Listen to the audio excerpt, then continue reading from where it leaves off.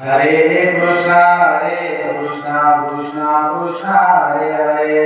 हरे कृष्णा कृष्णा कृष्णा हरे हरे।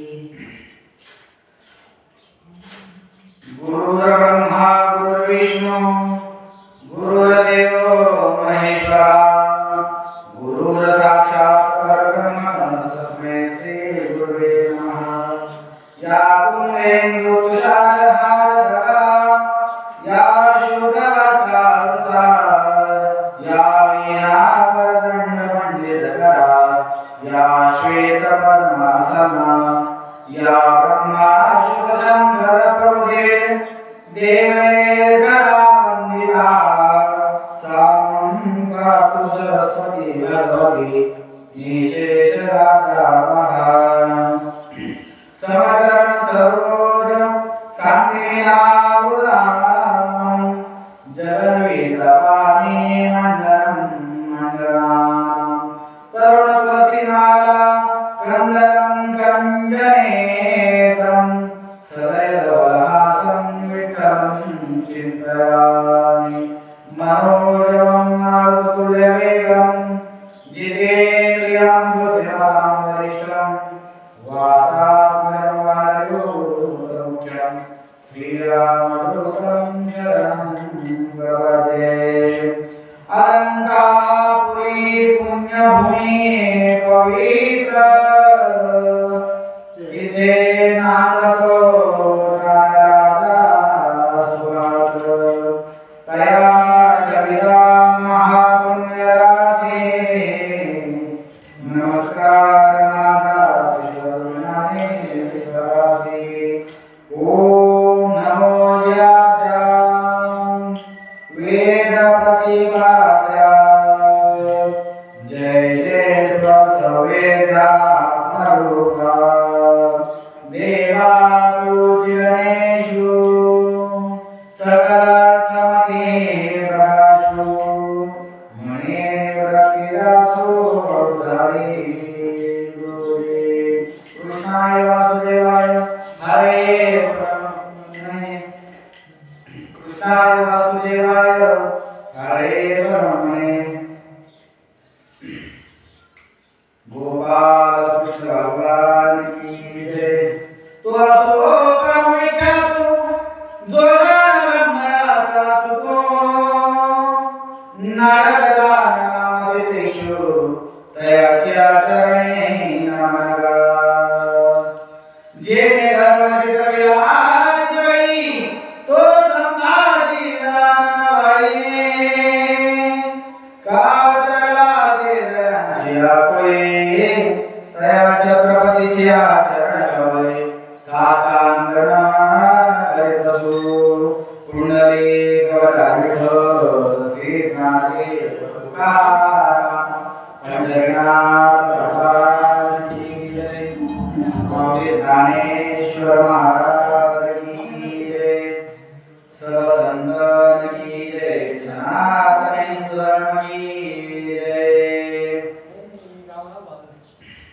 प्रस्तुत प्राप्त प्रसंगी आज आपल्या या खेळा नदीमध्ये सालाबाराप्रमाणे चालत आलेला हा अखंड हरिनाम सप्ताह, या सप्ताहाचा हा दुसरा दिवस आणि या दिवसाची दुसऱ्या दिवसाची या ठिकाणी प्रवचनपूर्ती सेवामाला वाटेलाही ती आपल्या सर्व गावकऱ्यांच्या वतीने सर्वप्रथम सर्वांना वंदन करतो आणि या आजच्या प्रवचनपूर्ती सेवेला सुरुवात करतो।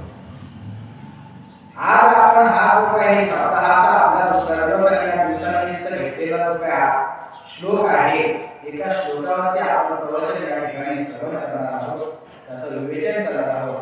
तो श्लोक भगवद्गीतेच्या अर्थात ज्ञानेश्वरीमधील आणि भगवद्गीतेतील 9व्या अध्यायातील असून तो 36वा श्लोक असून त्या श्लोकामध्ये भगवान पांडुरंग परमात्मा अर्थात योगेश्वर भगवान श्रीकृष्ण अर्जुनाला त्या ठिकाणी उपदेश करताना श्लोक त्या ठिकाणी सांगतात।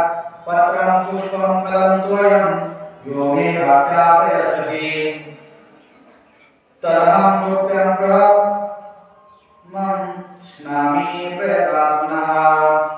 अर्थात पत्रं पुष्पं फलं तोयं यो मे भक्त्या प्रयच्छन्ति तदहं भक्त्या प्रयत्न स्नामि प्रयतात्मनः।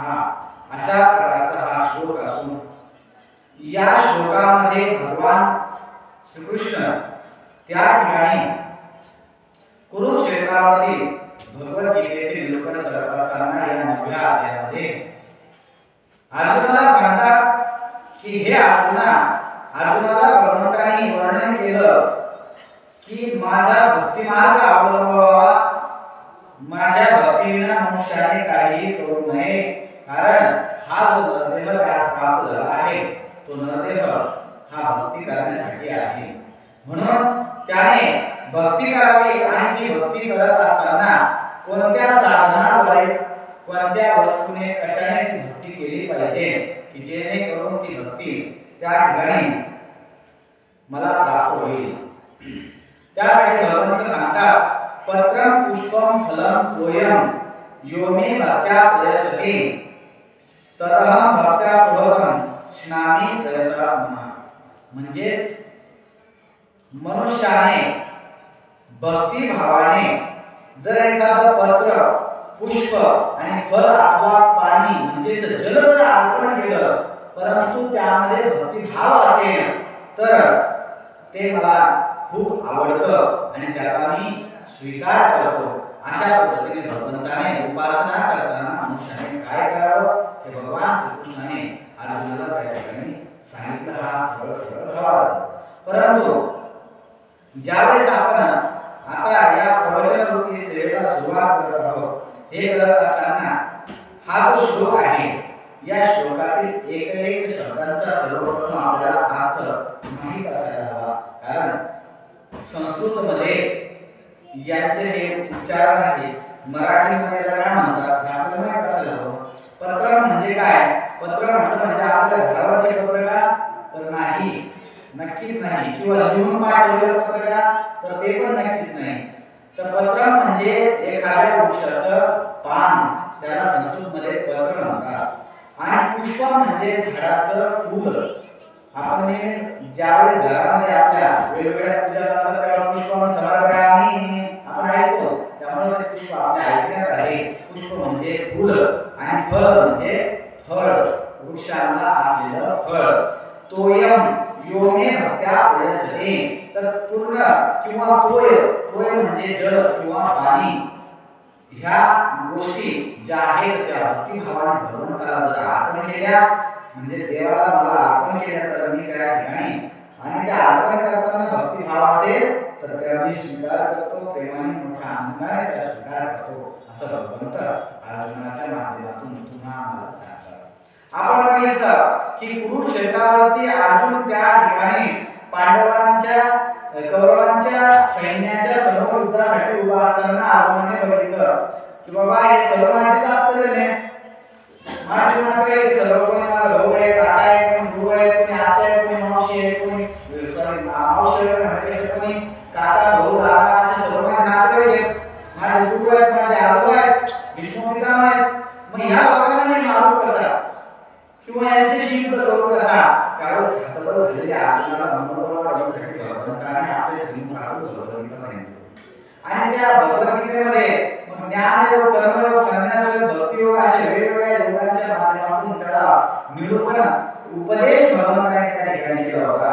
आणि त्या उपदेशाच्या माध्यमातून हा जो काही 9वा अध्याय सुरू होतो त्या 9व्या अध्यायामध्ये भगवंत भक्तीचं महत्त्व त्या अर्जुनाला सांगत असताना सांगतात की भक्ती करताना कशी केली पाहिजे। तर मनुष्याला या देहामध्ये ज्यावेळेस आपण येतो की नाही, ह्या देहात आल्यानंतर या जीवाला करणीय म्हणजे करण्यायोग्य काय असतं तर ती असते उपासना। भगवंताची उपासना ही करण्यायोग्य असते। अन्य दुसऱ्या कोणत्याही कार्य करून कोणतेही कर्म करून कितीही मोठा झाला, कितीही मोठं नाव झालं तर त्या योगाने मिळवलेली जी त्याची नावलौकिक आणि कीर्ती असते ती कीर्ती काही कामाची नाही। कारण फक्त भगवंताची उपासना हेच कर्म आपल्यासाठी असलं पाहिजे आणि ते आपल्यासाठी करणीय कार्य आहे। ते कार्याचे काम तुम्ही आम्ही हे केलं पाहिजे असं या ठिकाणी भगवंत सांगत होते. आणि ज्ञानेश्वरांनी सुद्धा सांगितलं आहे की भगवंताची उपासनेशिवाय दुसरं काही मनुष्याने या देहात आल्यावरती करू नये.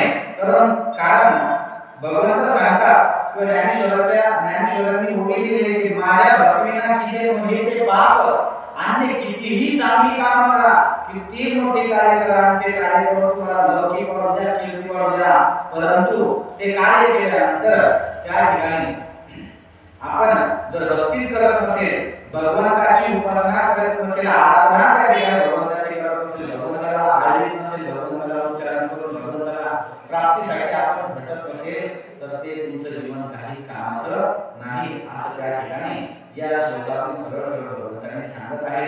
परंतु भक्ती करणे हे आपलं काम आहे, म्हणजे भक्तीशिवाय आपला जन्म निरर्थक आहे असा त्याचा अर्थ होतो. परंतु आपण या देहात आल्यानंतर जसं नाही का आपण ऐकलेले अनेक कथा प्रवचन कीर्तन आपण ऐकतो आणि त्या कथा प्रवचन कीर्तनामध्ये आपण बघितलं की बाळ हा आईच्या गर्भामध्ये स्थापित झाल्यानंतर त्या ठिकाणी रडतो.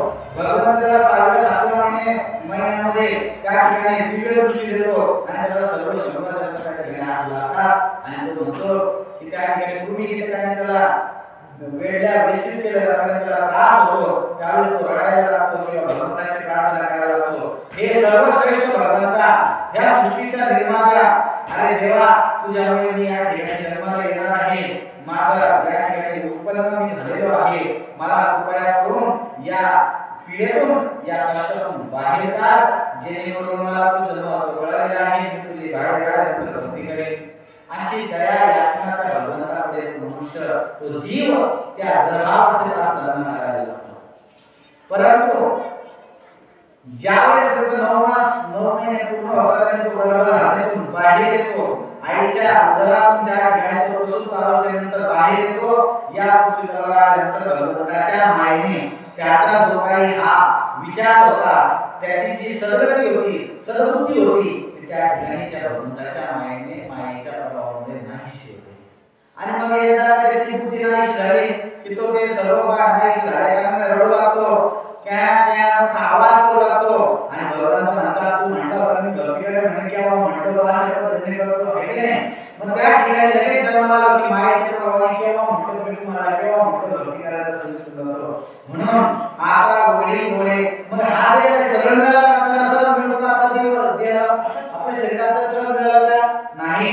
आपण गरुड पुराण किंवा अन्य पुराणांमध्ये बघितलं आहे की मनुष्याचा देह 84 लक्ष योनी उपभोगल्यानंतर 84 लक्ष योनीतून गेल्यानंतर त्या ठिकाणी अत्यंत पीडा आणि कष्ट भोगल्यानंतर 84 लक्ष योनी भोगल्यानंतर मग त्या ठिकाणी हा मनुष्य देह आपल्याला प्राप्त झालेला आहे.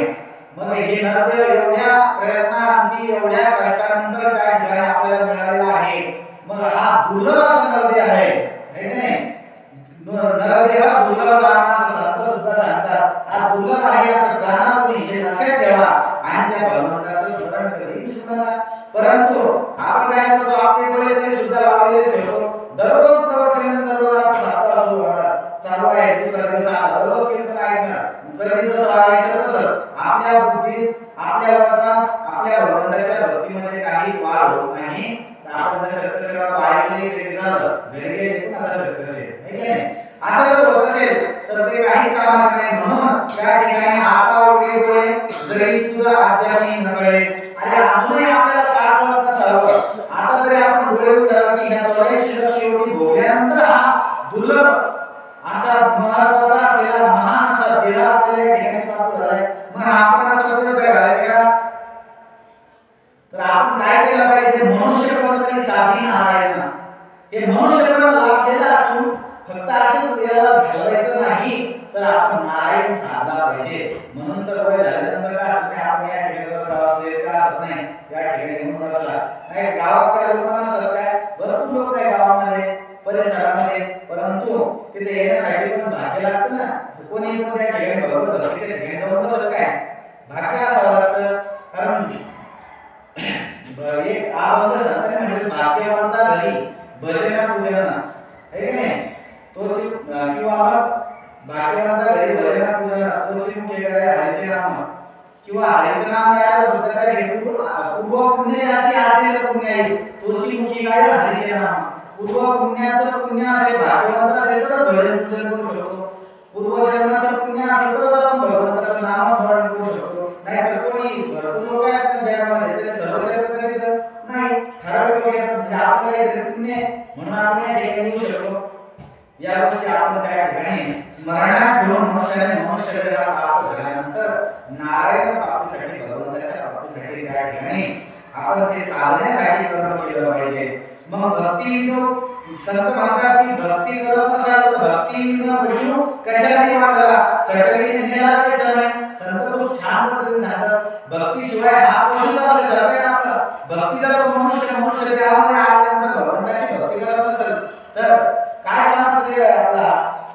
काही उपयोगाचा आहे का मनुष्य योनीमध्ये या मनुष्य देहामध्ये आपण आल्यानंतर आपण जर भगवंताची भक्ती करत नसेल तर त्या भक्तीशिवाय आपलं जीवन काय अर्थाचं आहे नाही त्या एखाद्या पशुच्या या जीवन जगामध्ये अनेक जीवजंतू पशु आहेत ते जीवन धारणा करतात त्यांना करता येतं का त्यांनी किती ठरवलं नाही आज काय होतं आज प्रवचन ऐकलं जातो हे शब्दाचे नाव मला शक्य करा तुमचे आज मला काय केला तिथं मंदिर तुम्ही थोडा विश्वास समोर प्रवचन ऐकतो जमलं तसं होतं का तसं नाही करत एखादा पुत्र माझं म्हणतो नाही आज काय करतो म्हणे याला कल्पना करावं तुम्ही आजी मला एक काम करा मला नाही म्हणते या कीर्तनाचा प्रवचनाचा सोडले आपण ऐकतो खूप छान पद्धतीने प्रवचन रामायण चालू केलं मला ऐकू द्या मला उत्तर द्या करू शकतो तो नाही करू शकत ना त्याच्यात ती क्षमता नाही म्हणून संत सुद्धा सांगतात भक्तीने पशु कशाशी मारला अरे भक्ती शिवाय जर तुम्ही पशुच आहात मग असे पशु कशाला वाढले सटवीने तर त्या वाचकाने नेलं असं जर आपण त्या ठिकाणी व्यवहार करत असतो तर असं संत आपल्याला म्हणतात तरी सुद्धा आपल्या डोळ्याच्या ठिकाणी बोलत नाही कारण काय होतं माहिती का भक्तीची आवड असावी लागते तरच आपण सवयीप्रमाणे या ठिकाणी येतो आणि हरिचिंतन हरी प्रवचन हरी कथा हरी कीर्तनाचं श्रवण करतो भक्तीची आवड नसेल तर ते आपल्या जीवनात घडत नाही बरोबर आहे नाही नाहीतर गावामध्ये भरपूर लोक असतात परिसरात लोक असतात पण ते त्या ठिकाणी जाऊ शकत नाही कारण की आवड नसते पण मग आवड नसली तरी आता उदाहरण जे लोक येतात ते भावभक्तीने येतात आणि असं नाही ना की जे लोक येतात म्हणजे ते ऐकत नाही त्यांना ऐकायला जातात परंतु भक्ती करायला असताना त्यामध्ये भाव त्या ठिकाणी असला पाहिजे आणि काय होतं आपण हे जीवन व्यतीत करत असताना जगत असताना जर भक्तीच नसेल भगवंत आपल्या जीवनात नसेल तर त्या जीवनाला काही अर्थ नाही म्हणून संत ज्ञानेश्वर महाराज एकच संत हरिपाठ आपण ऐकतो हरिविना जन्म नरकाची पैदाना यमाचा पावना पाणी एक मनुष्य देहामध्ये आपण ज्यावेळेस अवतरित होतो जन्माला ज्यावेळेस येतो त्याच वेळेस आपण मृत्यू गेलेला असतो बरोबर आहे मृत्यू निश्चित आहे आपल्याला माहिती आहे की हा देह जो आहे हा धारण केला आहे एक दिवस नाश पावणार आहे आतापर्यंत आजामेला पंजामेला पाता बापही भसना गेला हे सर्व कळत आपल्याला तरी सुद्धा आपण त्या ठिकाणी भक्ती मार्गाकडे वळायला तयार राहत नाही आपल्याला विनाकामाच्या गोष्टी जास्त आवडतात संसारिक विषय सुखामध्ये आपण त्या ठिकाणी आलिप्त असतो त्या संसारिक सुखामध्ये आपण एवढं बरबटून जातो की भगवंताचा आपल्याला ध्यानच राहत नाही अशी अवस्था आपली त्या ठिकाणी झालेली असते अशा पद्धतीने आपण जगत असतो म्हणून संत सांगतात की हरिविना जन्म नरकाची पैदाना नियमाचा पावना पाणी देवा संतांनी सांगितले बाबांनो तुमचा हा जो जन्म आहे हा हरीशिवाय व्यर्थ घालू नका आणि तुम्ही काय करा यमाचा पावना आहात याचं तुम्हाला माहिती आहे यमाकडे ज्यावेळेस जातो आपण जर समजा तुम्ही जर पुराण ऐकले गरुड पुराण वगैरे ऐकलं तर सांगितलं यमपुरी 31 नगर आहे त्या ठिकाणी वेगवेगळ्या प्रकारचे हाल त्या ठिकाणी आपले करतात यमदूत वैतरणीनं दुसरं जावं लागतं अतिशय भयानक अशी नदी आहे त्याची कल्पना जर केलं तर किती अवघड आहे मास सर्व सांगितलं असताना सर्व कळतं यमाचा आपण पाहून म्हणतो हे सगळं कळलं तर गेल्यानंतर काय सुखामध्ये गेला लय चांगलं तुम्ही लय लोकांना शिवायला लोकांचे बाजार करतोय लोकांना त्रास द्यायला या लय भांडण करत होते तुम्ही तुमच्या तोंडावर तर नाराज वाटले लोकांना त्रास देत होते या मावशी लय शिवायला होते या तुमचं स्वागत आहे या याची पूजा करा असं करतात ते अहो चांगला मारतात झोडतात वेगवेगळ्या तेलाचे कडा करतात असं सांगितलं आपल्याला मग हे सर्व माहीत असताना असे या गोष्टी आपण जाणार का जर तिथं करायचं असेल तर भक्ती केली पाहिजे आणि भक्ती करायचं असेल तर त्याचं साधन कोणतं त्याचं माध्यम कोणतं या ठिकाणी हे सांगण्यासाठी विचारण्यासाठी अर्जुनाने भगवंताला प्रश्न केला. त्यावेळी भगवंत त्या ठिकाणी अर्जुनाला सांगतात की तत्रं पुष्पं फलंतोय योगी भक्त्या प्रयच्छति तद्धं भक्त्यं प्रोक्तं स्नामी प्रयतात्मा म्हणजे भक्ताने पत्र पुष्प फल आणि पाणी या वस्तूला भक्ती भावने अर्पण केल्या की त्या वस्तू मी स्वीकार करतो आणि तोच माझ्या भक्तीचं साधन आहे तीच माझी उपासना असते. परंतु आपण हे सर्व विसरून त्या ठिकाणी हा जो देह दिलेला आहे या देहाला वेगळ्याच काम करतो हे का नाही. म्हातारा होता शक्तीने हातापाय तरी मी चला मावशी चला बाई चला कीर्तन आलो प्रवचन चालू प्रवचन मस्त आवाज येतो चला ऐकायला जाऊ ते काय म्हणते जाऊ नका आहे आपलं काय आहे ना आयुष्य गरजेवर पडलं हे जर सगळं हे करून काम होता हे जर सगळं समाजाला तेवढं असेल ते चालतं आहे तुझं समाजात तरी त्याच्यात घुसते आणि सोपं आहे बाबा आपल्या हातात आहे ना आपण भगवंताची भक्ती सर्वांना भगवंताची भक्ती नवली भक्ती सर्व भक्ती आपण करू शकतो वाची भक्ती काही भक्ती तर करू शकतो मग त्यासाठी ते नाही त्या कामात तिकडे बघा आपण कामच करणार काम करून म्हणून हे माहिती आणि मग काय उपयोग आहे यामध्ये दारू केलं मग आपण यातना ते भोगायला म्हणतोय देवा माफ करे देवा माफ करे बाबा माहित असतं तर केलं असतं तो सांगतो तुला वेळोवेळी माहिती होतं तुझ्या गावामध्ये प्रवचन कीर्तन सत्ता लावायला लोक वेळ येते म्हणे एवढे पैसे खर्च करून सत्ता चालू करायची तिथं वर्गाला करून सत्ता करायची तुला ऐकता आलं नाही देवा तुला भजन कीर्तन करता नाही आलं श्रवण करता नाही आलं ऐका झालं का असं काय केलं तू सांगतो आणि आपल्याला त्रास देत राहतो पण आपण ते करत नाही. म्हणून माणसाने सदैव लक्षात ठेवलं पाहिजे देवे दिला देवा भजना कोमटा तोया झाला फाटा वादिकेचा देवाने देह दिलेला आणि हा देह भजनासाठी आहे चांगला आहे कोणता आहे आपण भजन कीर्तन सोडून देतो रिकामे काम त्याच्या पुस्तकाला करणं शिवाय साधनं हा त्याचं का त्याचं पाहिजे असं झालं बाबा अरे त्याचं तर असं वेळ म्हणते नाही रिकामे भांडवली अतिशय आपल्याला जमणार त्याच्या भक्तीनंतर विचाराचा आपण खाली येणार नाही आहे की नाही अशी अवस्था असते. म्हणून देवाने आधी आपल्याला दिला भगवंताची देवाची भक्ती करण्याकरता तिथे तो सोडणार आपण आणि बिना कामामध्ये त्याला करत राहतो आहे की नाही. हा बाधा आपल्याला स्वतःला आपणच तयार करतो कारण हा दुर्लभ देह आहे हा भगवंताच्या भक्तीला आपल्याला कसा वापरता याचा विचार आपण केला पाहिजे बरं. आणि हे करत असताना भगवंताची उपासना करणं सर्वांना शक्य आहे का बरेच लोक या ठिकाणी येतात भगवंताच्या मंदिरामध्ये भक्तीमध्ये त्या ठिकाणी बसतात आपण त्या भक्ती मार्गात त्या ठिकाणी थांबतो परंतु तिथे बसलेले असताना सर्वांना साथ काही लोक येतात दररोज जेवायला जातात दररोज पाणी घालतात पिठीवर दररोज पूजा अर्चना करतात सगळ्यांना देव प्रसन्न होतो काही लोकांनी पुण्य केले प्रयत्न केले सगळ्यांना देव भेटत ना कुणाला भेटतो तर एकदा जसं समजा एखादं सैन्य असतं युद्ध चालू असतं आणि त्या युद्धामध्ये अनेक लोक पुढे घेतात म्हणजे भाग घेतात अनेक सेनापती तिथे भाग घेतात परंतु एखादा विजय होतो नाही तशा पद्धतीने असतं एखाद्याला विजय मिळते एखाद्याला युद्धामध्ये विजय होतो तसं भगवंताची भक्ती करत असताना एखादा विरळा पावे असं विरळा एखादाच करतो सर्व लोक त्या ठिकाणी भक्ती करून श्रेष्ठ ठरत नाही किंवा भक्ती साधता येत नाही त्यासाठी पण उपासना खूप महत्त्वाची असते. उपासना हेच खरे भक्तीचे मर्म आहे ते न कळणे ही आपली शोकांतिका आहे. उपासना ही आपलं मर्म आहे भगवंताच्या भक्तीची की आपल्याला कळली पाहिजे नाही तर काय होतं आपण ज्या ठिकाणी जायचं ज्या देवाची भक्ती करायची करत नाही ब्रह्मा विष्णू महेश आणि सूर्य आणि आदिशक्ती हे पाच मुख्य दैवत आहेत या स्वरूप असलेले यांचे स्वरूप असलेले दैवतांची आपण भक्ती करावी नाही तर कुठल्याही देवाची कोणताही देव स्वरूप लगेच धरायला लागले नाव शब्द घ्यायचा सर आमचं देव आहे की नाही.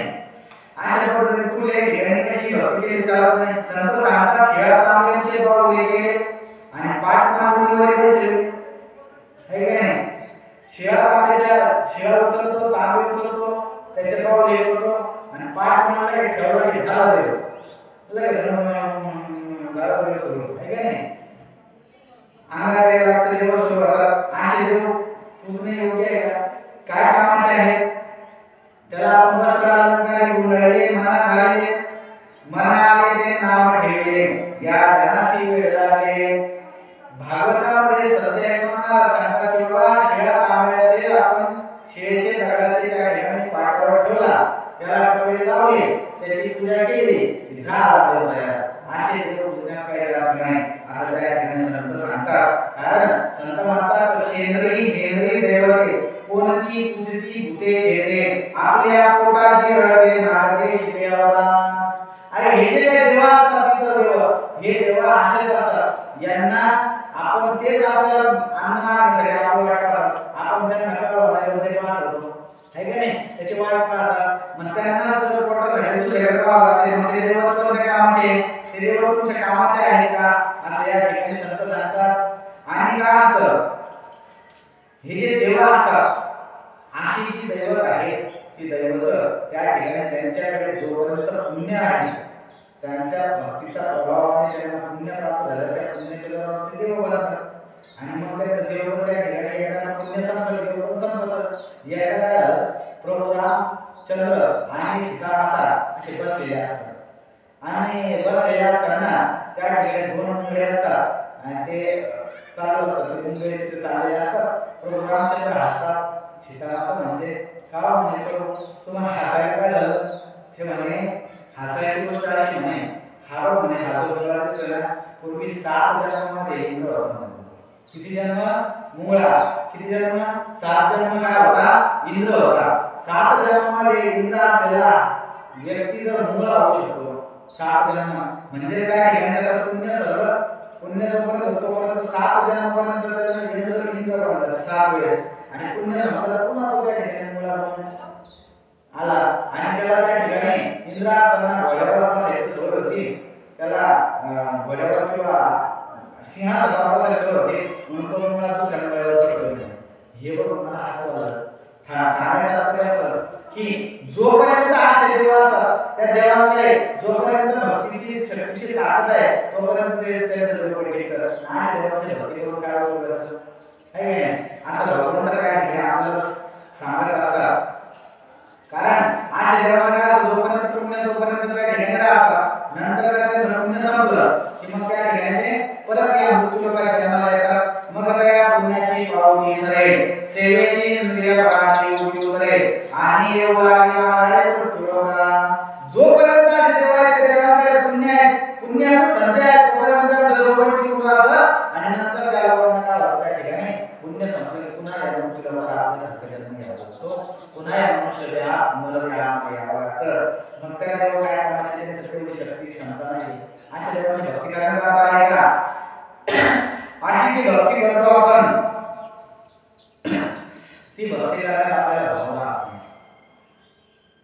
कारण आपण भावना रहित उगा करायचं म्हणून चला शेजारी मग शेजारीने केलं पंढरपूरला नाही लावलं आहे की नाही अशा पद्धतीची भक्ती काही अर्थ नसते भाव आणि भक्ती काय करण्याची पाहिजे कारण अज्ञानाची भक्ती चित्ती संपत्ती तयाचे चित्ती बोधायचा परमात्मा सांगतात अज्ञानाची भक्ती चित्ती संपत्ती आणि तयाच्या चित्ती बोधायचा अशी भक्ती करतो अज्ञानाची देवा मला ना एकाची बारावी सुद्धा बारावी पास कर तुला हे करेल एखाद्या तुला देवा तुला मी पाणी वाहतो तुला मी पूजा करतो तुला हे नमस्कार करतो मला काय कर माझ्या म्हणजे भावाला मुलगा होते त्या मला मुलगा होते तेव्हा या वर्षाला चांगला होता ना बस तुला एक पाऊस गावाचे गोळा आणून वाहतो किंवा तुझ्या नावाने पाऊस गावाचा एक 5 किलोचा भांडा राहतो 50 क्विंटलच्या अपेक्षा 5 किलोचा होतो हे की नाही अशी भक्ती आपण त्या ठिकाणी संपत्तीच्या इच्छेने करतो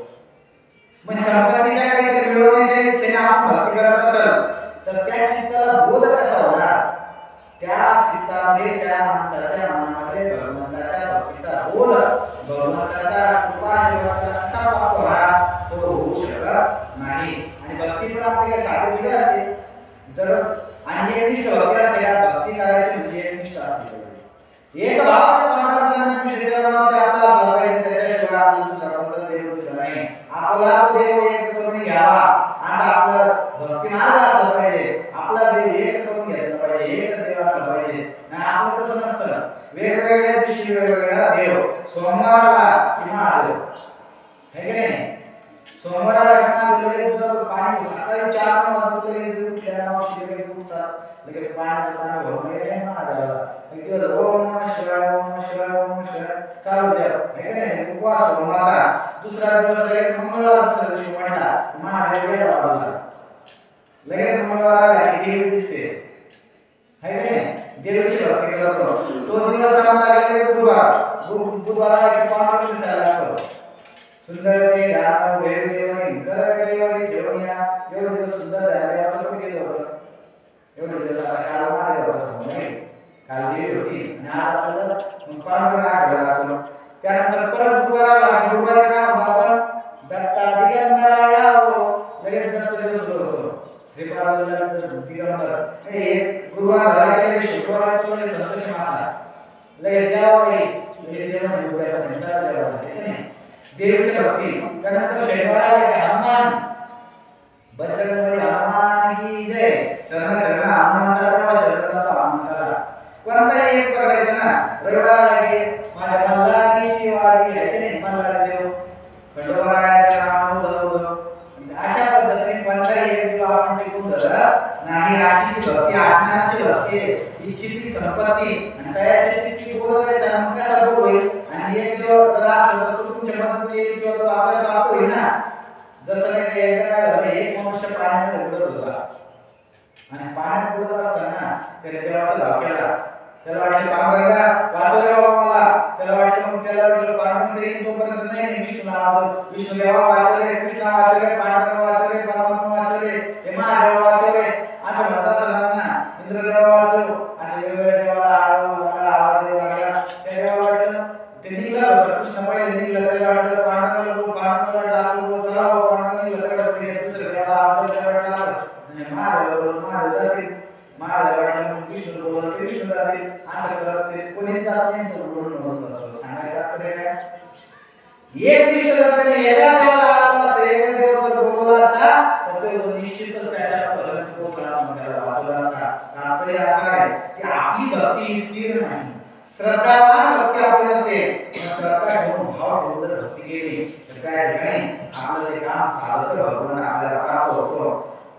म्हणजे आपला भाव निस्सीम असला पाहिजे. मग निस्सीम भावे भाव उल्हासे. निस्सीम भाव उपासनेचं मुख्य वर्ण आहे. आपल्याला जर का उपासना भगवंताची भक्ती उपासना करायची असेल, त्याची प्राप्ती करायची असेल तर निस्सीम असा भाव मनपूर्वक त्या ठिकाणी आपण पोहोचलेलं पाहिजे. आणि जर ती भावना निस्सीम भक्तीची निस्सीम भाव जर तुमच्या आमच्यामध्ये नसेल तर आपण त्या भगवंताला प्राप्त करू शकत नाही. बघा आता आपण म्हणतो की नाही देवाला एक काम करू, फुलं फळं देऊ, पत्र पुष्प फलं देऊ म्हणलं देवाला. मग पत्र वाढलं मला आणून म्हणजे पान फुलवायला लगेच आपली शुद्धा करायची. आता लगेच आपल्याला महादेव दिसतो, लगेच चला ह्या देवाच्या पाना महादेवाच्या लगेच भगवंत पावणार, हे काय गोळा महादेव हे वया शंकरा आव तुला बेलाची असं आपण म्हणतो. लगेच आवडीने त्या ठिकाणी भगवंताला बेलाचे पान वाढायला. मग बेलाचे पान वाढले म्हणजे भगवंत लगेच प्राप्त होतो असं तुमचे होतो प्राप्त भगवंत. भोले महादेव लवकर प्राप्त होतात. परंतु जर भावच नसला, भक्तीच नसली, मनातून श्रद्धेने जर त्या ठिकाणी वाढायला गेलो नाही तर कसा प्राप्त होईल देव? भगवंताला प्राप्त करण्याकरता भक्ती लागेल ना, भाव लागेल त्या ठिकाणी. म्हणजे फुलं पानं वाहिले, फळं वाहिले, फुलं वाहिले म्हणजे लगेच प्राप्त होत असं नाही. भगवंत सांगतात की त्याच्या हृदयामध्ये त्या ठिकाणी भाव भक्ती असेल तर त्याचा मी भावाने आनंदाने स्वीकार करतो. त्याने जर मनापासून वाहिलं तर, नाही तर मी त्याचा स्वीकार नाही करत. त्याचं नुसतं आला काय गेला अशी गोष्ट आहे. तसं नाही का? एक उदाहरण बघा, एका गावामध्ये मंदिर असतं आपलं हे भात खेडेगावचं. मंदिरामध्ये त्या ठिकाणी पुजारी ठेवलेला, पुजाऱ्याला पगार तो एक जण विचारतो हा काय बाबा चालले मंदिरात पाणी घालायला चालले वाटतं. हा कर्मचारी बाबा ते काय आता लावून दिलं काम आहे, फुकट थोडी बाबा आपण नाही केलं पैसे भेटणार. म्हणजे त्याच्या मनामध्ये भाव आहे का, भक्ती आहे का?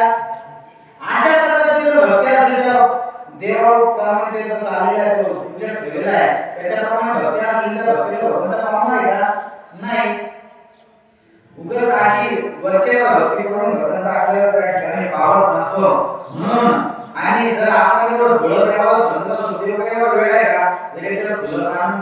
लगेच प्राप्त व्हायला आणि त्या ठिकाणी भाव भक्ती लागेल मनातून आत्म इच्छा आपल्या त्या भगवंताच्या प्रती भावना आपल्या मनामध्ये तयार व्हावं लागेल म्हणून भगवंत सांगतात पै अर्जुना माझे ठाई आपणे प्रेमीन सर्वसु नाही मी उपचारी कवनाही ना कळेगा भगवंत पै अर्जुना माझे ठाई आपणे प्रेमीन सर्वसु नाही मी उपचारी कवनाही ना कळेगा म्हणजे अर्जुना माझ्या ठाई जर कोणाची श्रद्धा वगैरे भक्ती नसेल आणि त्यानंतर मला आता सती धर्मीचा थोडी स्वीकार करतो है की नाही जर तुमच्या मनामध्ये अत्यंत भक्तिपूर्वक आदराने तुम्ही जर देवाला दिलं असं नाही का माणूस चालला त्याला आदराने बोललं नमस्कार हो काय चाललं काय म्हणता काका बरे आहे का चांगले का काही नाही झालं बरं आहे बाबा कसं आहे चांगलं बोलतो का म्हणा अरे काय रे तुला का समजला तर तुम्हाला नाही बोलला होतो घरी तुला काय करायचं लगेच राग भाव जसा ठेवा चांगली भक्ती चांगलं प्रेम चांगली दृष्टी त्या ठिकाणी असेल तर त्या ठिकाणी चांगल्याच भक्तीने चांगल्याच प्रभावाने भगवंत आपल्याला फळ देणार अन्यथा भाव भक्ती नसेल तर भगवंताच्या भक्तीला काही आत राहत नाही म्हणजे भावी विना भक्ती भक्ती विना मुक्ती आपण मुक्ती मिळवतो भक्तीच नाही भावाची भाव जर भक्ती नसेल भावी विना भक्ती विना मुक्ती मिळेल कशी आहे नाही भावच नसेल तर भक्तीच साधणार नाही आणि भावाशिवाय केलेली भक्तीमुळे आपल्याला मुक्ती मिळू शकत नाही म्हणून आपण ह्या गोष्टी भक्तिपूर्वक पाहिल्या पाहिजे पत्रम पुष्पम फलम तोयम आता या एक एक गोष्टी बद्दल पत्र म्हणजे काय पान पान म्हणजे झाडाचं पान हे बघितलं मग पान देवाला वाहिलं जो पाहतो किंवा त्याचा स्वीकार करतो मग आपण वाहिल्यावर देवाला स्वीकार करेल का करेल परंतु कधी त्यामध्ये भाव भक्ती असेल तर मग असे भाव भक्तीचं कोणी केलं होतं पत्र कोणी देवाला होतं पान कोणी दिलं होतं तर प्रश्न एकदा काय झालं पांडव हे अज्ञातवासात होते हे आपण ऐकलेले अज्ञातवासात असताना त्या ठिकाणी पांडव बाहेर गेलेले आहे आणि द्रौपदी व्यक्ती घरी आहे हे माहित असताना कौरवांनी मुद्दाम दुर्वासुशीला उद्युक्त केलं तुम्ही काय करा म्हणे त्या ठिकाणी पांडवांच्या घरी जा आणि भोजनाचा लाभ घ्या तुम्हाला धर्मराजाने तुम्हाला बोलवलेले युधिष्ठिर पांडवांसमोर काढो त्यांनी तुम्हाला बोलवलं नाही कोणी दुर्योधनाने सांगितलं आणि तुम्ही जर आपले शिष्य असेल मग दुर्वासुशी त्या ठिकाणी भोजनासाठी जातात आणि दुर्वासुशीचं भोजन काही साधं नसतं 60 खंड्या त्यांना लागायच्या 60 खंड्या आणि जर काय काय त्याच्या मनासारखं झालं नाही लगेच शाप द्यायचे लगेच कोपिष्ट होते म्हणून त्या ठिकाणी तिथे पोहोचवलं आणि रात्रीचे झालेले होते मग आता द्रौपदीला वाटलं काय करावं पांडव घरी एक सीझन एका माणसाला पुढे घरामध्ये शिल्लक आणि दुर्वासुशीला 60 खंडे आणलं आणि त्यातून त्याचे शिष्य निघून मला जीव घालायचं कसं म्हणून त्या ठिकाणी द्रौपदीने काय केलं तिला काही सुचेना तिनं सांगितलं मग अशी तुम्ही एक काम करा म्हणे 2 रात वेळेने आता तुम्हाला भोजन करायचं तर तुम्ही स्नान करून या मग तुम्हाला स्वयंपाकाची व्यवस्था करून ठेवते जेवणाची व्यवस्था करते असं जर सांगितलं पण विचारले आता देण्यासाठी काहीच नव्हतं ना मी हे करावं काय कसं करायचं म्हणून तिने काय केलं पांडवांचा भाव केला कुठे गुंतासे द्वारकेच्या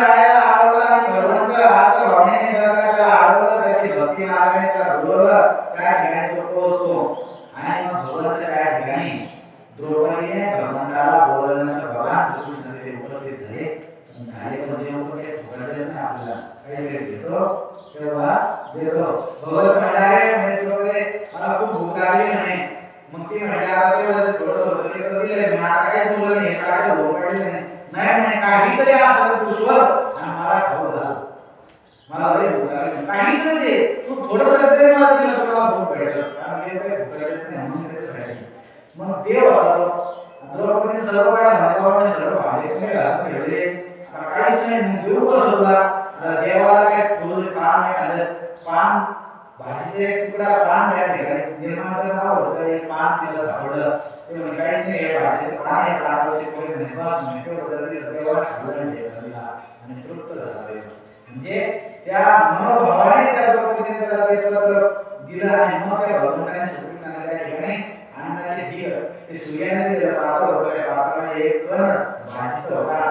तो भाजीचा पान त्या ठिकाणी देवाला दिलं. देवाचं पोट भक्ती भावना दिल्यावर ते भरलं आणि भगवंताने त्या ठिकाणी अन्नाचे ढीग तू भेटवले देवले आजूबाजूच्या शिष्याला सांगायचं आपल्याला असं भगवंताला द्रौपदीने भावाने अतिशय मनपूर्वक भक्ती भाव ठेवून त्या ठिकाणी एक पानाचा तुकडा भगवंताला खायला दिला. त्याच्या पुण्यात भगवंताने देवीचे ढीग त्या ठिकाणी अन्नाचे दिले. थोडक्यात भगवंताला भक्ती भावाने दिलेलं पान हे द्रौपदीचं कसं होतं ते आपण बघितलं. अशा पद्धतीने पुढे पत्रम पुष्पम. पुष्पम म्हणजे फूल.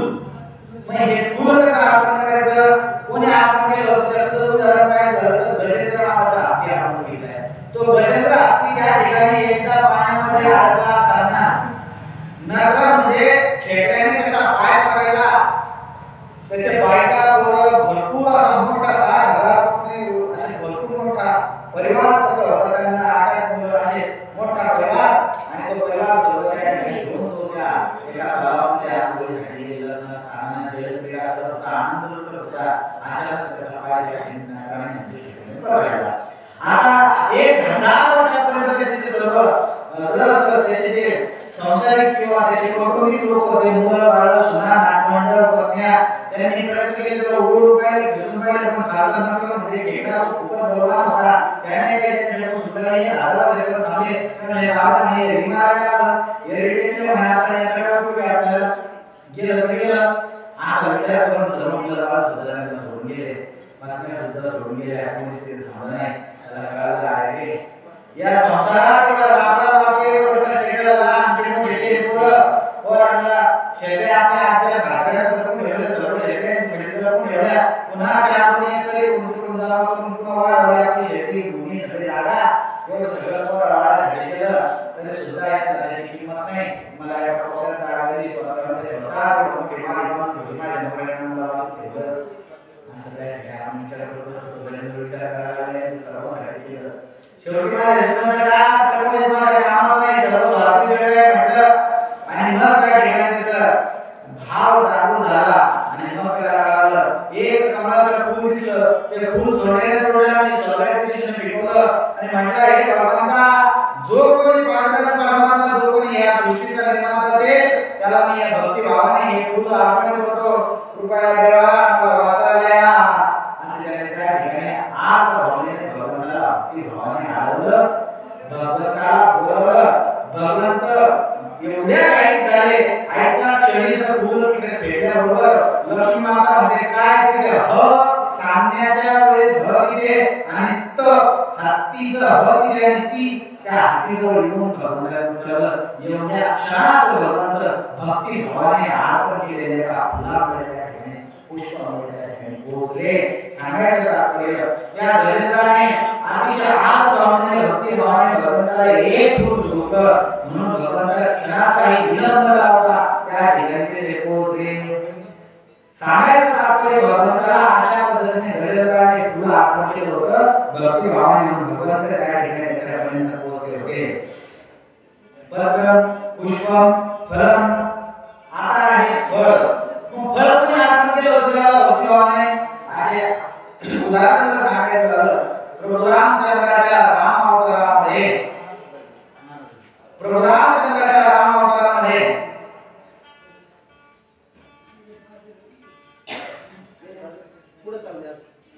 प्रभू रामचंद्राचा अवतार असताना त्या ठिकाणी प्रभू रामचंद्र वनवासाला जातात. तोपर्यंत शबरी माता जी असते शबरी भिल्ल समाजाची महिला तिला भगवंताच्या भेटीची अत्यंत आतुरता आली होती. म्हणून भगवंत देव मला कसा भेटेल याकरता तिने माता ऋषीच्या त्या आश्रमामध्ये जाते आणि तिथे राहते. माता ऋषीची सेवा करते. माता ऋषीची भक्ती करते आणि भक्ती करत असताना माता ऋषीची सेवा करत असताना ती जी काही शबरी होती तिने माता ऋषीची एवढी मनोभावे सेवा केली. परंतु माता ऋषी ही दामाला त्या ठिकाणी निघून जातात. मग त्यावेळेस तिला अत्यंत दुःख होतं की माता ऋषीला संतांच्या शिवाय आपल्याला भगवंत भेटू शकत नाही. तिला ते काय होतं म्हणून तिने त्या ठिकाणी माता ऋषीची सेवा केली आणि भगवंताच्या प्राप्तीसाठी तिने खूप सेवा केल्यानंतर ती निराश होते, कारण ते धावा निघून गेले असताना. परंतु माता ऋषीने सांगितलं होतं की हे शबरी, भगवान श्रीराम या ठिकाणी येतील, तुला दर्शन देतील, राम स्वरूपामध्ये पावसाळा या ठिकाणी येईल आणि तुला दर्शन देईल. त्यामुळे तू दररोज रामाची भक्ती कर. म्हणून शबरी त्या ठिकाणी दररोज झाड रोड करायची, साफसफाई करायची, अन्न साळायची, सडा रांगोळी करायची आणि भगवान श्रीरामचंद्राची वाट बघायची. दररोज वेगवेगळे फळ खायला भेटावं म्हणून त्या काळामध्ये त्या सीझनमध्ये बोर होते म्हणजे बोरान स्वतःच खायची आणि चांगली बोर बाजूला ठेवायची, बाकीची भेटून द्यायची आणि दररोज त्या ठिकाणी वाट बघायची श्रावाची. आज मेरे राम जी का आगमन होगा, शबरी की कुटिया का पावन होगा. आज मेरे राम जी का आगमन होगा, शबरी की कुटिया का पावन होगा. दररोज अशा पद्धतीने भगवंताचं ध्यान करायची, रामनामाचा एक जप त्या ठिकाणी करायची आणि म्हणायची आज माझ्या रामाचं या ठिकाणी आगमन होईल, माझे राम येतील आणि माझ्या शबरीच्या कुटी जी आहे, माझी शबरीची जी झोपडी आहे ती पावन होईल. दररोज वाट बघायची, परंतु राम येत नसायचे. एक दिवस झाला, तो दिवस उजाडला, भगवान श्रीरामचंद्र लक्ष्मणासहित त्या ठिकाणी ते पोहोचले आणि पोहोचल्यानंतर बघितलं त्याच्या स्वागतासाठी फुलं आणलेली, सडा रांगोळी केलेली. रामचंद्र प्रभू त्या ठिकाणी समान पोहोचतात त्यांना शबरी दिसते.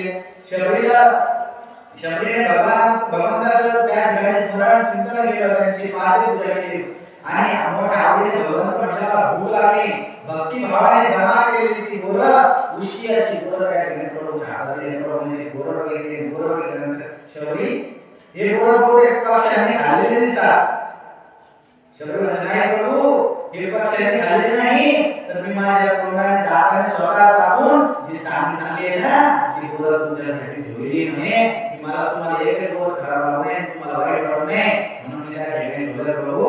त्यामध्ये किती भक्ती करा, गोष्टी बोरं भगवंताने आवडीने खाण्यासाठी 2-3 बोरं भगवंताने लक्ष्मणाच्या हातात दिली. पण त्या रामचंद्र प्रभूंनी लक्ष्मणाला वेळ झाली भगवान शबरीच्या भक्तीमध्ये आणि कशाही गोष्टी बोरं खबर नाही. तिचे दात वगैरे कसे ठेवले असेल, कसे घातलेले घातलेला खाऊ विचारला पण त्या मम्मीने ते खबर म्हणजे सांगायचं त्या शबरीचे बोरं आहे भगवंत एवढं आवडीने भक्ती भावने कसं खात असेल, कारण त्याला काय माहिती लक्ष्मणाने बोरं कसे ठेवले, लक्ष्मणाने खाल्ले नाही. कारण लक्ष्मणाला त्या ठिकाणी त्या शबरीची असलेली भक्ती, त्या बोराच्या चालण्यामध्ये असलेली आत्मभावना भक्ती त्या ठिकाणी दिसली नाही. कारण ती दिसली फक्त पांडुरंग परमात्मा श्रीरामचंद्र प्रभूला. त्या ठिकाणी त्या शबरीचा निश्चित भाव त्या बोरामध्ये होता. तो भाव फक्त श्रीरामचंद्राला दिसला म्हणून श्रीरामचंद्र त्या ठिकाणी ते बोर अत्यंत भावनिकतेने आणि प्रेमाने खातात. अशा पद्धतीने निश्चित भाव असलेल्या शबरीने दिलेले फळ भगवंताने चालले होते. सांगायचं तात्पर्य भगवंत सांगतात की पत्रम पुष्पम फलम, हे जर तुम्ही आर्त भावनेने निसीम भावनेने दिले तर त्याचा मी आनंदाने स्वीकार करतो. म्हणजे होतं त्या फळ देणाऱ्या शबरीचं उदाहरण. त्यानंतर पत्रम पुष्पम फलम तोयम, तोयम म्हणजे पाणी. आता पाण्याविषयी जर आपण बघितलं तर पाण्याचं एक असं उदाहरण आहे. एक नगर होतं, एक राज्याचं राज्य होतं. त्या राज्यामध्ये एक कोळी समाजाचा मुलगा होता आणि तो कोळी समाजाचा मुलगा त्या ठिकाणी भगवान शिवाची भक्ती करत असायचा. भक्ती कशी करायची बघा, दररोज स्नानाकरता नदीला जायचा आणि नदीत गेल्यानंतर स्नान करून तोंडामध्ये गुळणा घेऊन यायचा पाण्याचा आणि मंदिरामध्ये जी महादेवाची पिंड होती त्या पिंडीवर टाकायचा. परत दुसऱ्या दिवसाला ते स्नानाला जायचा, मुखामध्ये त्या ठिकाणी पाण्याचा गुळणा घेऊन यायचा, महादेवाच्या पिंडीवर टाकायचा. परत स्नानाला जायचा, गुळणा घेऊन यायचा, महादेवाच्या पिंडीवर टाकायचा. नित्यक्रम आणि त्या शिवाजी बरोबर असायचा. असं करता म्हणजे ही त्याची वेगळी भक्ती. मग एक दिवस असतं की त्या राज्याचा राजा त्याने ठरवलं शिवरात्र आली महाराष्ट्र सरकारला शिवरात्री तुमच्या सुरू करून देऊ. त्याला त्याच्या संपत्तीचा त्याच्या सर्व धनधान्याचा त्याला त्या ठिकाणी गर्व होता. मोठ्या थाटामध्ये राजा मंडळाचे काय वेगवेगळे पूजेचे साहित्य मोठमोठे हार हे तेलाचे पान असं सर्व साहित्य त्या ठिकाणी सर्व आणलं आणि राजा ते सर्व साहित्य घेऊन त्या ठिकाणी त्या महाराजाच्या पिंडीवर बसला. पूजा चालू. मग राजा म्हणलं तरी कमी झाला असता हे सैनिकांनी ते सेना सर्व बाहेर उभे असते. राजाची पूजा थाटात चालू. एक दिवस पार्वती आणि महाराज त्या ठिकाणी बसत होते. मग पार्वती महाराज असताना पार्वती म्हणते हे म्हणे शंभू महाराज बरं म्हणे काय भक्त तुमचं श्रेष्ठ काय पूजा करू लागला हे खाडा वाटत काय त्याचं काय तुमचा भाग म्हणे काय फुलं काय मंदिर सजवलं हे पाहणं हे पुष्प फळं सर्व तुमचं काम झालं म्हणे काय भक्ती करू लागलं म्हणे. महाराज पार्वती चालले होते. पार्वतीला महाराज म्हणतात म्हणे पार्वती ही भक्ती आहे असं कसं म्हणे त्याने एवढं भक्ती भावना एवढा खर्च असं करून तिथं ठेवलं. अगं म्हणे त्याची ती भक्ती कशी माहिती तुला हे दाख माहिती ती भक्तीने दाख व्हायची त्याला त्याच्या संपत्तीचा गर्व आहे. दाख म्हणण्यासाठी किती मोठा भक्त आहे दाख म्हणण्यासाठी भक्ती होऊ लागला म्हणे. काही म्हणतात म्हणजे असं कुठं असतं म्हणे तो विचार भक्ती भावना तो सर्व आणि संपत्ती ती वेळ घालून वेळ म्हणे तुमची भक्ती करायला तुम्ही त्याला भक्त असं म्हटलं म्हणे तुला बघायचं का हो म्हणजे महाराजांनी ऐकलं अशी स्थिती निर्माण केली भूकंप आल्यासारखी ते मंदिर लागला मंदिर आला सैन्य बोलले मंदिर बोलतात काय म्हणे खाली चला म्हणजे आपल्या जीवाला चला पाहिजे ते सर्व सैनिक पळाल्यानंतर काय ठिकाणी परत जो ब्राह्मण होता तो पूजा करणारा तो सुद्धा म्हणला अरे म्हणजे मंदिर जर पडलं तर आपण जाऊ राजाचा जाईल आपल्याला जीवा म्हणे तोही कळाला. शेवटी राजाने विचार केला की होतय पूजा किती फुलं फळा मोठा म्हणायला देवा आपण एक पिंडी बोललो आपण जर तू काय करता राजा एवढा सुटला. मग महाराजांनी सांगितलं म्हणे बाबाजी ह्या समस्या नाही भक्त पण तो जो भक्त होता कोणी त्याला आतमध्ये पूजा करत बाबूला पाणी त्याच्यावर पाणी होतं विचाराचा संतोष होता. आज मला देवाला पाणी नाही म्हणजे कसं पाणी घालून विचार पण भगवंतांनी भूकंपाची स्थिती निर्माण केली. सर्व पळायला लागले सर्व पाण्याच्या गडबडीत आणि तो पळायचा मुलगा आतमध्ये घुसण्याच्या गडबडीत सर्व बाहेर पळायच्या धावपळीत होते आणि हा एक आतमध्ये घुसण्याच्या धावपळीत होता. का त्याने विचार केला की आतमध्ये देवाला आणून घातले नाही आणि त्याशिवाय मी येऊ शकत नाही आणि जर काही मंदिर पडलं माझा देव जर पडला तर मी भक्ती कोणाची करू म्हणून त्या देवाच्या पिंडीवर पहिले त्याच्या पिंडीचं पाणी टाकलं नंतर त्या पिंडीला कवटाने घातली आणि का कारण देवा तू वाचला पाहिजे मंदिर पडलं चालवला पाहिजे झालं पाहिजे कारण भक्ती कोणाची करू ही भावना ही आत भक्तीच्या वयाच्या मुलाच्या शरीरामध्ये मनामध्ये उत्पन्न होती आणि तेव्हा पार्वतीच्या पायाने मग म्हटलं म्हणे महादेवा तुम्ही खरंच बोलले होते याला म्हणतात म्हणे भक्ती. अशा पद्धतीने पाणी त्या भक्ताच्या ठिकाणी होतं म्हणून पांडुरंग परमात्मा भगवान श्रीकृष्णाच्या रूपाने त्या ठिकाणी आलेला सांगतात पत्रम पुष्पम करम तोय यो मे भक्त्या प्रयच्छवे तदहं नृत्यं प्राप्नोमि प्रयतात्मना. म्हणजे अशा पद्धतीने प्रयत्नपूर्वक भक्ती भावाने जो भक्त मला या ठिकाणी पुष्प पान फूल किंवा फळ अथवा पाणी जर मला वाहत असेल तर त्या ठिकाणी मी त्याला निश्चितच प्राप्त होत असतो. आणि मग निस्तर फक्त व्हायचं असं नाही आपला भगवंतच आपलं जीवन झालं पाहिजे. विषय तो त्यांचा झाला नारायण संत सांगतात विषय तो त्यांचा झाला नारायण. आपला विषय म्हणजे हे संसार सुख हे बायका पोरं घर-दार आमचे शेत परिवार हे सगळ्या भानगडीपेक्षा भगवंताची भक्ती हाच माझा जीवनाचा ध्येय. आता कमीत कमी आता तरी सुधारते. आता माझे डोळे कान नाक हे दोन डोळे चार लावायला लागले मला कान नाही तरी म्हणून मशीन का लागलं तर हे सर्व बाबा गोष्टी सोडून किंवा ह्या ठिकाणी भानगड सोडून मी आता काय करते हे विषय आता जाण्याच्या क्षणी काय करतो भगवंताची भक्ती करतो असा विचार करून फक्त दळिता कांडिता भगवंताचं नामस्मरण म्हणतात की नाही अशा पद्धतीने भक्ती हाच आपला त्या ठिकाणी विषय झाला पाहिजे भगवंताची भक्ती हाच तो विषय एक आपला बनला पाहिजे म्हणून विषय तो कोणता झाला नाही हे तुमच्या आमच्या सारखे असलं शक्य नाही संत ते सांगतात की भगवंताची भक्ती करा हरिप्राप्तीचे उपाय धरा संतांची उपाय म्हणून म्हटले हरिप्राप्तीचे उपाय धरा संतांची उपाय संतांची पाय धरल्याशिवाय हरिप्राप्ती आपल्याला होत नाही आणि हरिप्राप्ती होत असताना साधन लागतं म्हणून भगवंत म्हणतात माझ्या भक्तीचे साधन पत्रम पुष्पम फलम आणि तोयम म्हणजे पान फूल फळ आणि पाणी हे माझ्या भक्तीचे साधन आहे हे मला जर दिले तर त्या ठिकाणी मी त्याचा स्वीकार करतो भगवंत सांगतात येन पत्र पुष्पम फलम हे भयावयामी स केवलम वा आत्मयामश्वर भक्ती तत्व म्हणजे जर मनाभावाने जर तुम्ही हे मला अर्पण केलं त्या वाहनामध्ये अर्पण करण्यामध्ये जर मनाभावाची भक्ती असेल तर मी निश्चितच त्याचा स्वीकार करतो आनंदाने स्वीकार करतो असं भगवंत त्या ठिकाणी सांगतात आणि त्याचा मोठ्या आनंदाने आणि प्रेमाने स्वीकार करतात नाहीतर बघा असे किती जण किती लोक आहेत किती आपण भक्ती करतो नाहीतर किती कीर्तन किती वेळेस मंदिरात गेलो लय लोक आता झुलसे मंदिरात जातात हे प्राण त्या कानावर ते पान तिथे ते पान सर्व बोलले नाकी मध्ये तर विचारा इतके बोललं पान त्या महाराज व्हिडिओ मला इथे शिवाला दिसतात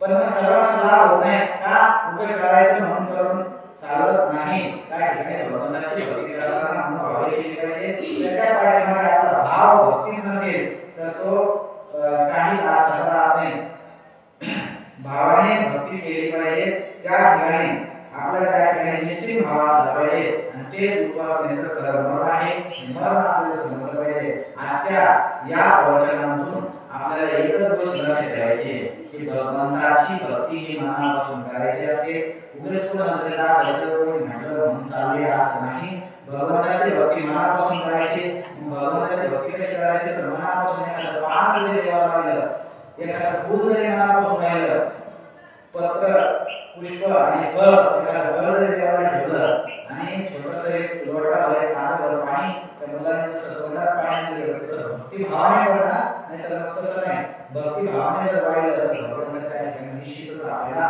प्राप्त झाल्याशिवाय राहत नाही त्याचा स्वीकार भगवंत करतो हे आपण गजराच्या रूपाने द्रौपदीच्या रूपाने असे उदाहरण त्या ठिकाणी बघून भगवंताचा आत्मभावासहित भगवंत कसा धावून येतो आपल्याला जवळ करतो नाहीतर दिलेल्या फळाचा फुलाचा पानाचा पाण्याचा त्या ठिकाणी स्वीकार करतो हे आपण त्या ठिकाणी बघितलेलं आहे म्हणून परत एकदा भगवंताने सांगितलेलं जे आहे पत्रम पुष्पम फलम तोयम यो मे भक्त्या प्रयच्छति तदहं भक्त्या स्नामी प्रयतात्मनः अशा पद्धतीने हा श्लोक होता या श्लोकाचा सरळ अर्थ असा होता की भगवंताची भक्ती करत असताना साधन कोणते तर पत्र पुष्प फळ आणि तोय हे साधन आहे या साधनांना आपण मनोभावे भक्तीपूर्वक भगवंताला अर्पण केले तर भगवंत त्या ठिकाणी त्याचा स्वीकार करतो आणि यथोचित फळ आपल्याला देतो त्याची प्राप्ती आपल्याला होते नाही तर असे किती जण आपण ऐकत राहिलो आणि उगाच जापायला दुसरं वाईट कामाला केलं असं जर केलं तर भगवंत आपल्याकडे धरून पाहू शकत नाही दिलेल्या वस्तूंचा स्वीकार करत नाही अशा पद्धतीने यथावती अवकाश जसं जमेल तसं या ठिकाणी या श्लोकाचा अर्थ आपल्या समोर विवचित करायचा किंवा मांडण्याचा प्रयत्न केला आज या दुसऱ्या दिवसाची सेवा माझ्या वाटणारी ही सेवा आम्हाला परमात्म्याच्या समर्पित करतो मी या ठिकाणी सांगतो बोला पुंडली वदा विठ्ठल श्री नाथे लोका पंढरीनाथ भगवान की माऊली ज्ञानेश्वर महाराज